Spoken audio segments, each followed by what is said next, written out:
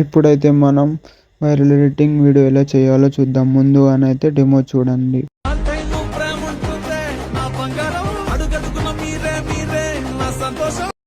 డెమోనైతే చూసారుగా, ఇప్పుడు ఆ వీడియో ఎలా ఎడిట్ చేసుకుందాం చూసుకుందాం. ముందుగానైతే ఎడిట్ మోషన్ ఓపెన్ చేసుకోండి.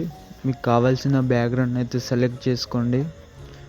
బ్యాక్గ్రౌండ్ సెలెక్ట్ చేసుకున్న తర్వాత దాని జెడ్ వాల్యూ మీ ఇష్టం ఒక 4000 అలా పెంచుకోండి. తర్వాత దాన్ని జూమ్ చేసుకోండి 2 ఫింగర్స్తో. జూమ్ చేసిన తర్వాత ఆడియోని అయితే సెలెక్ట్ చేయండి.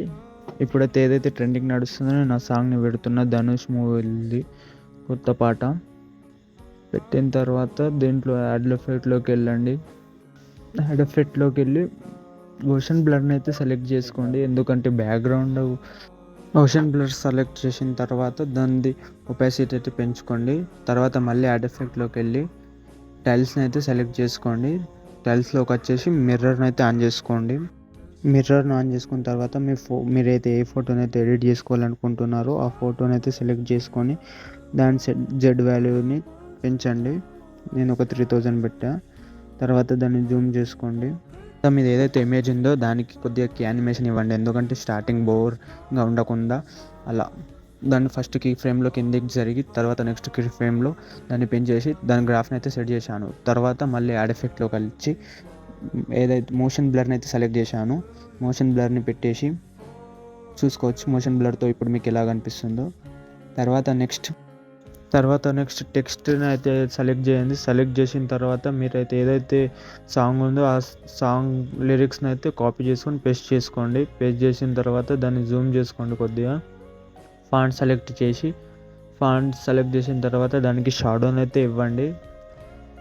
షాడో ఇచ్చిన తర్వాత నెక్స్ట్ మళ్ళీ దాన్ని కొద్దిగా అలా అంటే మీరు ఎక్కడనైతే పెట్టాలనుకున్నారో అక్కడ పెట్టేసి డూప్లికేట్ని అయితే తీసుకోండి. డూప్లికేట్ తీసుకొని దాన్ని కొద్దిగా జరిపి మళ్ళీ మీరు ఏదైతే ఉందో మళ్ళీ దాని నెక్స్ట్ పార్ట్ని పేస్ట్ చేయండి. పేస్ట్ చేసిన తర్వాత ఫాంట్ని అయితే చేంజ్ చేయండి. ఫాంట్ చేంజ్ చేసి కలర్ని ఇంకా చేంజ్ చేయండి. సేమ్ మళ్ళీ అంతే, మళ్ళీ డూప్లికేట్ చేసుకొని నెక్స్ట్ లిరిక్ ఏముందో దాన్ని పేస్ట్ చేయండి. పేస్ట్ చేసి అడ్జస్ట్మెంట్ చేయండి. ఎందుకంటే మనం దాన్ని డూప్లికేట్ చేసుకోవడం అంటే మనం ఒక టెక్స్ట్ని చేసుకొని దానికి ఏమేమి కావాల్సి ఉన్నాయో అవన్నీ సెలెక్ట్ చేసుకొని డూప్లికేట్ చేసి మనం లిరిక్స్ చేంజ్ చేసేస్తే మనకు టెన్షన్ ఉండదు. అంటే ప్రతిసారి ఎఫెక్ట్స్ యాడ్ చేయడం, యానిమేషన్ యాడ్ చేయడం అనేది కొద్దిగా మనకు టైం అనేది సేవ్ అవుతుంది. అందుకని అలా యాడ్ చేయాలి. తర్వాత దాన్ని అడ్జస్ట్మెంట్ చేసుకోండి. అడ్జస్ట్మెంట్ చేసి సేమ్ అలాగే అన్నిటికీ డూప్లికేట్ చేసి టెక్స్ట్ చేంజ్ చేయండి, ఫాంట్ చేంజ్ చేయండి, కలర్ చేంజ్ చేయండి డూప్లికేట్ చేసుకుంటూ. అలా చేస్తూ పోతే మీకు టైం అనేది సేవ్ అవుతుంది. సో అందుకని అలా డూప్లికేట్ని అయితే యూజ్ చేసుకోండి. ఏదైతే టెక్స్ట్ ఉందో దాన్ని అయితే యాడ్ చేసుకోండి.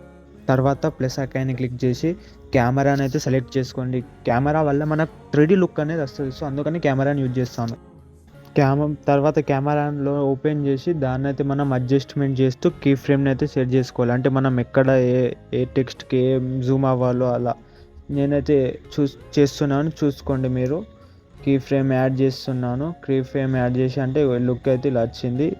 కీ ఫ్రేమ్ యాడ్ చేసిన తర్వాత మనం ముఖ్యంగా గ్రాఫ్ని అయితే యూజ్ చేయాలి. దానివల్లనే మనకు ఆ కీ యానిమేషన్ అనేది స్మూత్గా నడుస్తుంది. చూసుకోవచ్చు. నేనైతే ఇప్పుడు మొత్తం కీ యానిమేషన్ చేస్తున్నా. కీ యానిమేషన్ చేసిన తర్వాత మనం డౌన్లోడ్ మీకు 3D కెమెరా గురించి తెలియకుంటే యూట్యూబ్లో ఎన్నో ఛానల్స్ ఉన్నాయి దాని గురించి చెప్పినాయి. మీరైతే దాని గురించి అయితే ఒకసారి చూడండి. గ్రాఫ్ని అయితే సెట్ చేసి తర్వాత మీరు డౌన్లోడ్ చేసుకుంటే మీకు వీడియో అనేది క్వాలిటీ బాగుంటుంది.